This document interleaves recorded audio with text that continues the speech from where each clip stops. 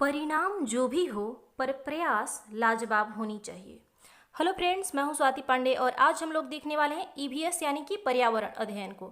देखिए, इससे पहले की क्लास में हमने चैप्टर 7 को कंप्लीट किया था और आज हम लोग 8, 9, 10, 11, 12 और 13 को देखेंगे। तो चलिए शुरू करते हैं।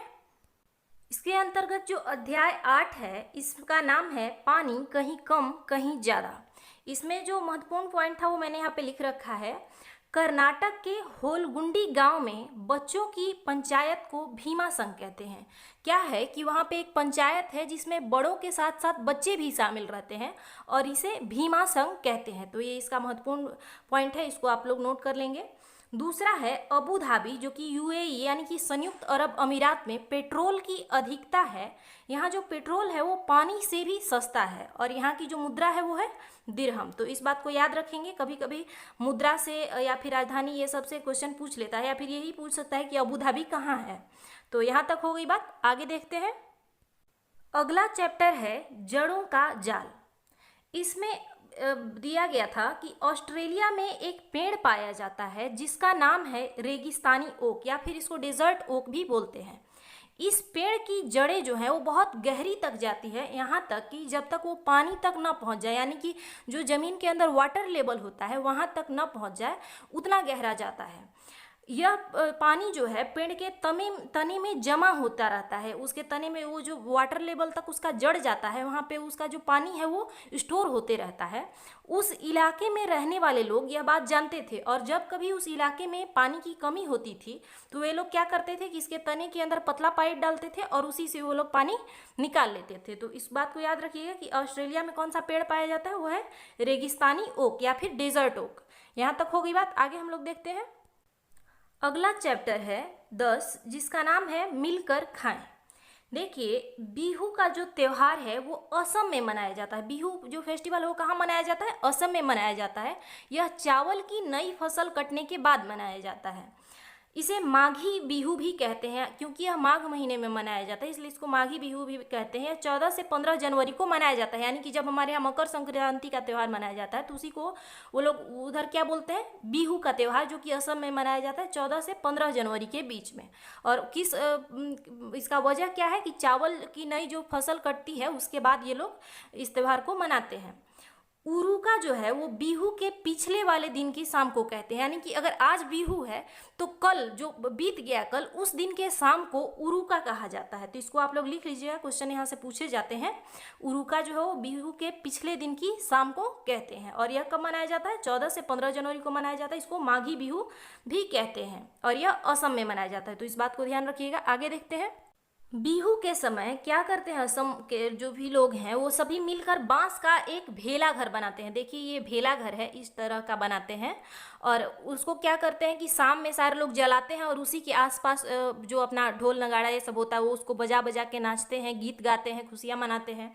और वहाँ पे जो है वो बोरा और चेवा नाम की दो चावल के प्रकार पाए जाते हैं, बोरा और चेवा, और जो कि पकने के बाद चिपचिपे हो जाते हैं। ये क्या है? जो ये बोरा और चेवा नाम के जो चावल हैं वो पकने के बाद चिपचिपे हो जाते हैं और इसे असम में खाया जाता है। बिहू के त्यौहार के समय ज़्यादातर रात में जब सभी लोग साथ में मिलकर खाना खाते हैं, ये सब करने के बाद, तो नाच गाने के बाद, तो इसमें जो है बोरा और चेवा चावल ही पकाया जाता है। तो यहाँ तक हो गई बात। भेला घर क्या है?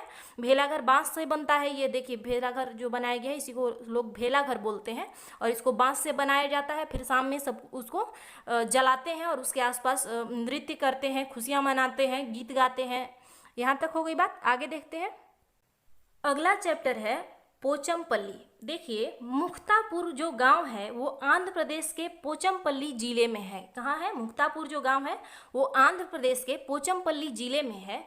इस जिले में ज़्यादातर परिवार जो हैं वो बुनकर हैं, इसलिए इस बुनाई को पोचमपल्ली के नाम से जाना जाता है। क्यों? क्योंकि उस जिले का नाम जो है वो पोचमपल्ली है और वहाँ के जो ज़्यादातर लोग हैं वो बुनकर हैं और इसीलिए इसका नाम जो है, इस बुनाई का नाम ही है वो पोचमपल्ली के नाम से जाना जाता है। ये देखिए, ये पोचमपल्ली का जो बुना हुआ एक साड़ी है। यहाँ पे बहुत सारे कपड़े बनाए जाते हैं, जैसे साड़ी के लिए हो गया, थान के लिए कपड़ा हो गया, ऐसे भी जो सूट वगैरह के लिए कपड़ा हो गया। पोचमपल्ली साड़ी भी आप लोग अगर सर्च करेंगे तो देखेंगे।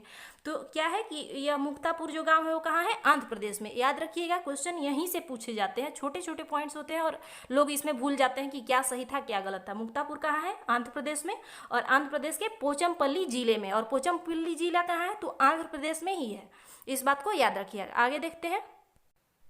पोचमपल्ली की ही तरह भारत के कई इलाकों में कुछ खास चीज़ें बनाई जाती हैं और इन चीज़ों के नाम जो है उसी इलाके के नाम से मशहूर हो गए हैं। जैसे में आप जान सकते हैं कुल्लू की साल। कुल्लू क्या है, एक जगह है और इसलिए उस नाम से ही फेमस है, कुल्लू की साल। मधुबनी पेंटिंग जो मधुबनी बिहार में है, तो इसीलिए उस जिले के नाम पे ही इस पेंटिंग का नाम हो गया है मधुबनी पेंटिंग। असम की सिल्क और कश्मीरी कढ़ाई। और अभी हमने पोचमपल्ली को देखा था, क्या है कि उस जिले का नाम पोचमपल्ली है, इसलिए उसी नाम पे ये विख्यात है। पोचमपल्ली साड़ी, सूट वगैरह, ये जो भी है, एक इस कढ़ाई का नाम पोचमपल्ली रख दिया गया है इस जिले के नाम पे। वैसे ही यहाँ पे कुल्लू की साल हो गई, मधुबनी पेंटिंग हो गई, यानी कि जो जिस इलाके में बनाया जाता है उसी नाम से वो चीज़ें प्रसिद्ध हो गई हैं, फेमस हो गई हैं। तो यहाँ तक हो गई बात। आगे देखते हैं। अगला चैप्टर है हमारा फौजी वहीदा। ये देखिए यहाँ पे इनका फोटो लगा हुआ है। लेफ्टिनेंट कमांडर वहीदा प्रिंस जो हैं वो नौसेना में एक डॉक्टर हैं। यह पहली महिला है जिन्होंने एक पूरी परेड की जो कमान है वो संभाली है, यानी जो पूरा परेड होता है उसका निर्देश इन्होंने ही संभाला है। उसमें जो भी कमांड करते हैं, बोलते हैं ना दाएं मुड़ बाएं चल, ये सब जो कुछ भी होता है ये इन्होंने ही संभाली है। ये कहाँ की हैं, ये थन्ना मंडी गांव जम्मू कश्मीर के राजौरी जिले की रहने वाली है। यानी ये जो थन्ना मंडी गांव है वो कहाँ का है, जम्मू कश्मीर के राजौरी जिले में। राजौरी जिला कहाँ है, जम्मू कश्मीर में। तो इस बात को याद रखिएगा, क्वेश्चन इससे पूछे जाते हैं। या फिर क्या करेगा कि 2-3 ऑप्शन उसमें दे देगा और आपसे ये पूछेगा कि इसमें से कौन सा गलत है। तो आप इसका निर्धारण तभी कर सकते हैं जबकि आपको ये सभी चीज़ें अच्छे से पता हो। यहाँ तक होगी बात। आगे देखते हैं। अगला पॉइंट है, पूरे परेड में 36 निर्देश देने होते हैं। अभी हमने जो बात की वहीदा प्रिज्म की कि वो एक परेड का कमान संभाली हुई हैं, तो इस परेड में क्या होता है, जो पूरा परेड होता है उसमें 36 निर्देश देने होते हैं। जैसे हम लोग 1-2 हम लोग सुनते हैं कभी कभी कि बाएं मुड़ दाहिने चल, ऐसे जो कुछ भी होता है वो निर्देशों की संख्या क्या होती है, 36 होती है, जिसको याद रखना होता है। यहाँ तक होगी बात। अगला जो हमारा चैप्टर है और लास्ट है ये, कोशिश हुई कामयाब।